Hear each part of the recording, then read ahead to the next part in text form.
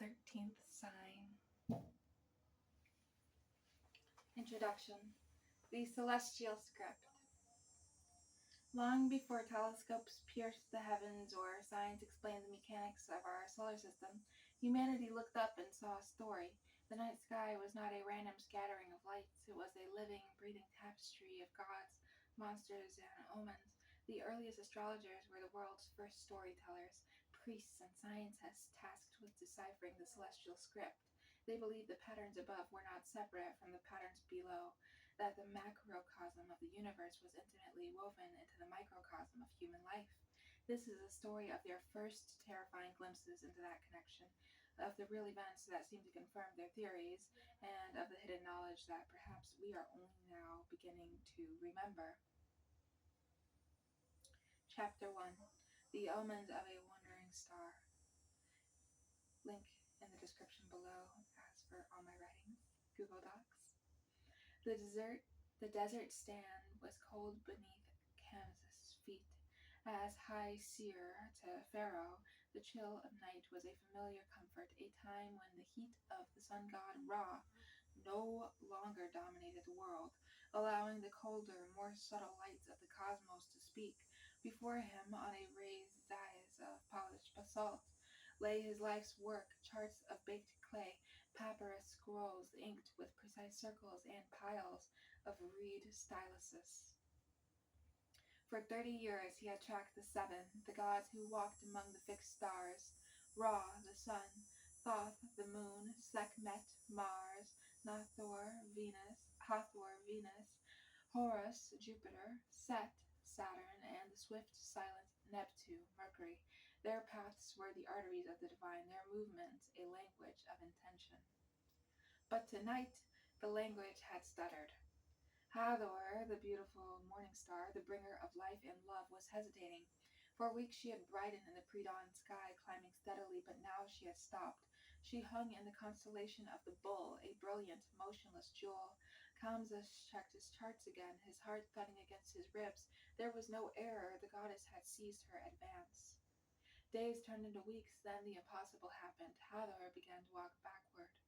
A cold dread seized Kamsas. This was not in the sacred texts. This was unheard of. A planet in retrograde. To go backward was to defy Ma'at, the divine order of the universe. It was a symbol of chaos, reversal, rebellion. What could it mean? He spent sleepless nights watching her slow, agonizing retreat, his prayers to the goddess growing more desperate. The answer did not come from the sky, but from the river. Messengers, their faces etched with fear, arrived from the delta. News from the Hytidi lands, from Mycenae, from the scattered tribes of the sea. Revolt. A coalition of previously subdued peoples armed with new, terrible weapons of iron was rising. They were pushing back against the great empires. They were moving against the natural order. Kingdoms that had expanded for a century were now seeing their borders reversed.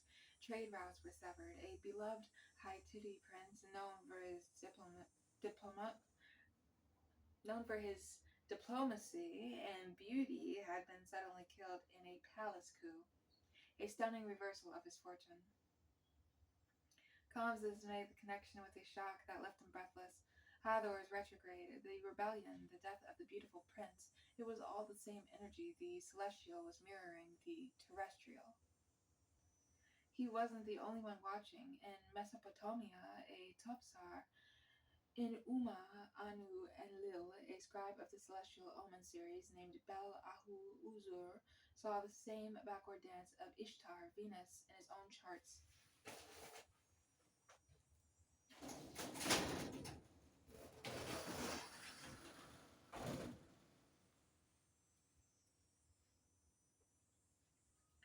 His text spoke of each event. If Ishtar becomes stationary and reverses her course, the king's land will be attacked with weapons. There will be rebellion in the land. The omen was unfolding before his eyes. He sent a sealed clay tablet to the king of Babylon, a prediction of coming strife, urging caution in all affairs of state and heart. And the strife came. This was no coincidence. It was correlation on a scale that defied chance. The first observed retrograde motions coincided with some of the earliest recorded periods of profound social upheaval, where plans were reversed, armies were forced to retreat, and communications broke down. The astrologers had discovered a pattern. One night, as Kamsas traced the now forward path of a Chas and Hathor, a more terrifying thought occurred to him. The seven were not alone. His charts, passed down from his grandfather's grandfather, spoke of a time when more gods would be seen. Faint, slow-moving lights beyond Set, Saturn. They spoke in cryptic verse of a 13th figure in the zodiac, the serpent-bearer, Ophiochus, who stood between the scorpion and the archer, holding a secret knowledge. Perhaps the seven were just the most vocal gods. What if there were others, slower, colder, more distant, whose movements took generations to complete, whose influences were so vast and slow they shaped the very rise and fall of civilizations themselves? What if the retrogrades were not errors, but necessary corrections, cosmic breaths in and out? He looked at his perfect, orderly charts and saw their limitations. This was not a simple script to be read for daily advice. It was a complex, living language describing the soul of humanity itself, and someone somewhere had perhaps once understood it all. This knowledge felt less like a discovery and more like a remembering. The conspiracy was not that the stars controlled fate, he realized. The conspiracy was that humanity had forgotten it was a part of the stars, and that by forgetting the language of the sky, we had become deaf to the rhythm of our own collective soul. I got 20 minutes left until I gotta do a very important Zoom meeting, so let's speed through Chapter 2. Chapter 2, The Rhythm of the Abyss. The confirmation of the retrograde omen did not bring Kamsa's peace. It coiled in his gut like a serpent, a constant low-grade dread. The sky, his lifelong source of order and comfort, had revealed a capricious, chaotic heart. If a goddess could reverse her course, what else was possible? He became obsessed with the gaps, the long silent stretches between the movements of the seven. The Mesopotamian scribe Bel-Ahu Usar had become a silent, distant colleague through traded clay tablets sealed in oilcloth. Their correspondence was a dangerous game, sharing knowledge between rival empires, but the pursuit transcended borders. In his latest message, the Babylonian had included a copy of an ancient Sumerian stellar map, far older than any Egyptian record. It depicted the familiar zodiac, but with faint additional lines arcing through the constellations of the Archer and the Water Bearer, lines that corresponded to no known planet. The elder priest, Bel-Ahu Usur, had written in his precise cuneiform, spoke of the lords of time. Gods so slow their breath is the span of empires. They are the tuners of the great instrument. The seven merely play the notes. Kamsa's mind reeled. He began recalculating everything, using the Sumerian maps as a key. He looked not just for the movements of planets, but for the rhythm of their retrogrades. He discovered a terrifying pattern. Every 20 years, the motions of Horus, Jupiter, and Set, Saturn, would bring them into a close embrace, a great conjunction in the same celestial territory, and each time, without fail, the scrolls of history showed a monumental shift. The fall of a dynasty, the rise of a new philosophy, a plague that reshaped the continent. But the 20-year cycle was just a beat in a larger song. There was a deeper 200-year rhythm where these conjunctions moved into a new elemental triplicity, from earth to air, for instance, and these periods aligned with the true tectonic shifts in human consciousness. The transition from the Age of Bronze to the Age of Iron hadn't been random. It had been written in the slow, grinding dance of two distant points of light.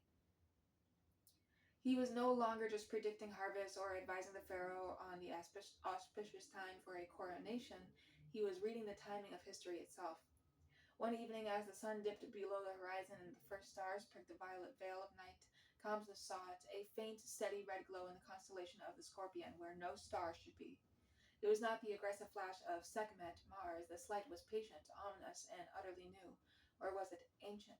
According to the Sumerian charts, something should be there, a slow-moving god the Babylonians called Nergal, the lord of the abyss, the planet of transformation and death. His hands trembled as he mixed his ink. This was the proof. The pantheon was expanding. He wrote frantically to Bel-Ahu Usur, describing the steady red eye and the scorpion's heart. The Babylonians' reply took months. When it came, the tablet was cracked, the writing rushed and frantic. The eye sees us, it read. Your sight confirms the old fear. Nurgle stirs, and his awakening coincides with a shadow we did not predict. The 13th figure looked to the space between the scorpion and the archer, the serpent-bearer, Ophiochus. It is not a constellation to pass through, it is a gate, and the gate is opening. Bel-Ahu Usur went on to describe a conspiracy of silence among the priesthoods, that the knowledge of these outer gods and the true 13 zodiac sign have been deliberately suppressed millennia ago. Why? Because to know the timing of these immense cycles was to know the expiration date of kingdoms, of religions, of reality itself. It was a knowledge that could shatter a human mind not prepared for it.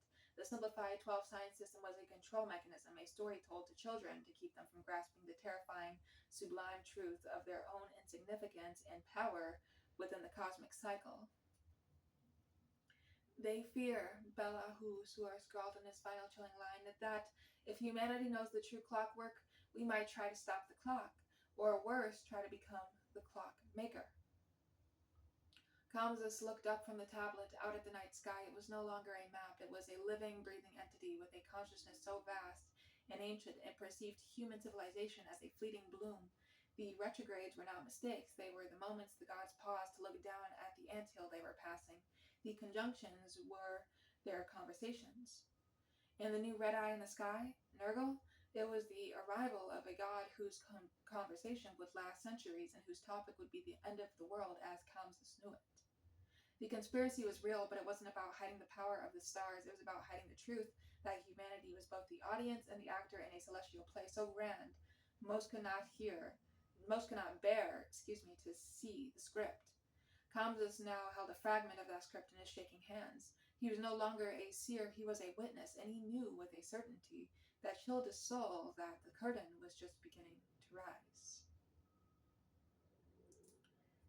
Maybe we can zip through chapter 3 as well, but I have 15 minutes.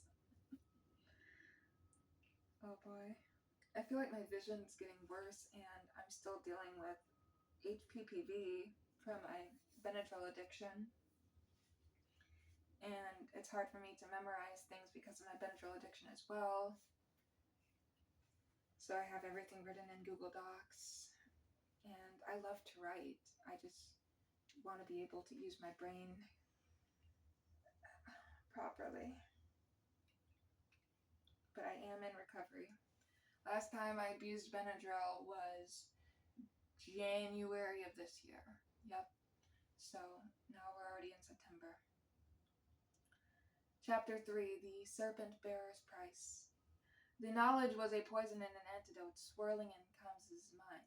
He moved through the sun-baked courts of Thebes like a ghost, the shouts of merchants, the chants of priests, the scent of lotus and baking bread. All of it felt distant, muffled beneath the silent scream of the celestial mechanics he now perceived. The steady red eye, Nurgle held its position and did not dance like a star. That caught me off guard.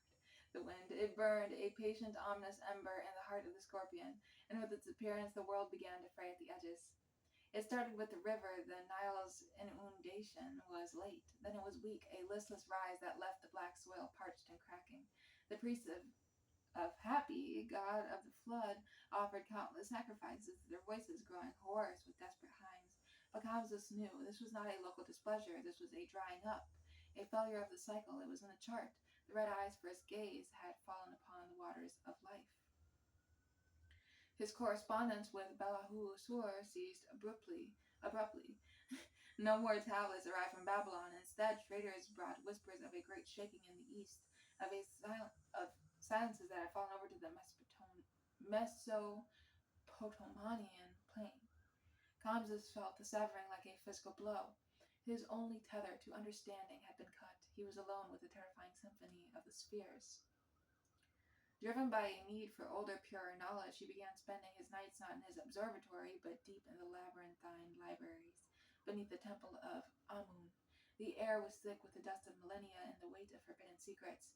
He ignored the scrolls of state and star maps for kings, seeking instead the fragmented, pre-dynastic texts, the ones written on crumbling papyrus in a language barely any still remembered. There, in a steel jar that cracked open with a sigh of escaping time, he found it. Not a chart, but a poem, a creation myth he had never heard. It spoke of the first time when the gods were not 7 but 13. It named them, and their names were not the familiar ones. Beyond Set, the great boundary, existed others. Apep, the great destroyer, whose long orbit brought periods of dissolution. Taweret, the great benefactor, whose passage seeded epochs of peace and growth. And Nehibaku, the lord of time, the binder of the celestial and the earthly, who moved through the constellation of the serpent bearer. The poem described a schism. The original 13th sign zodiac was a perfect but terrifying mirror of a complete human soul, light and dark, creation and destruction, conscious and unconscious. But humanity in its infancy could not bear the full reflection. The knowledge of Apep's inevitable return, of the precise timing of great endings, bred a madness of despair. The knowledge of Tawaret's coming bred a passivity, a waiting for salvation instead of striving. So the great priesthoods of the ancient world made a pact. They colluded to bind Nehibaku to collapse his domain, Ophiuchus, and create a simpler 12-sign sky, a safer story, a manageable truth.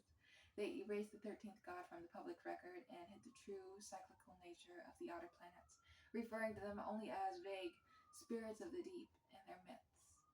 The conspiracy was not malevolent, it was paternal, a lie to protect a child from a truth too vast to comprehend. But lies have consequences. By refusing to acknowledge the full spectrum of the cosmic cycle, the necessary death represented by Apep Nergal, the profound healing of Ophiuchus, humanity had created a spiritual kink in the hose.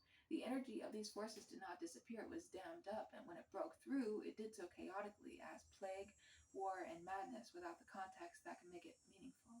They had traded the terrifying rhythm of the abyss for the constant low-grade anxiety of random suffering. Kamsus understood everything. The retrogrades were the moments the hidden, true sky pressed most insistently against the fabricated one. The great conjunctions were the gears of the true 13th sign machinery grinding against the simplified 12-gear system the ancients had installed. The red eye in the sky was Apep Nergal. Its return meant that the dam was breaking. The suppressed knowledge was reasserting itself. The world was about to be forced to confront the full, terrifying zodiac of the soul. He rushed from the library, the ancient papyrus clutched in his hand, his heart hammering against his ribs. He had to tell the pharaoh, he had to warn them. They had to prepare for the end of an age, not as a catastrophe, but as a necessary, if violent, rebirth. But as he burst into the sunlit courtyard, he was met not by the royal guard, but by the high priest of Amun, a man whose eyes were as cold and depthless as the night sky. Kamsus, the priest said, his voice soft, devoid of all emotion, you look unwell. The weight of your observations has clearly become too much.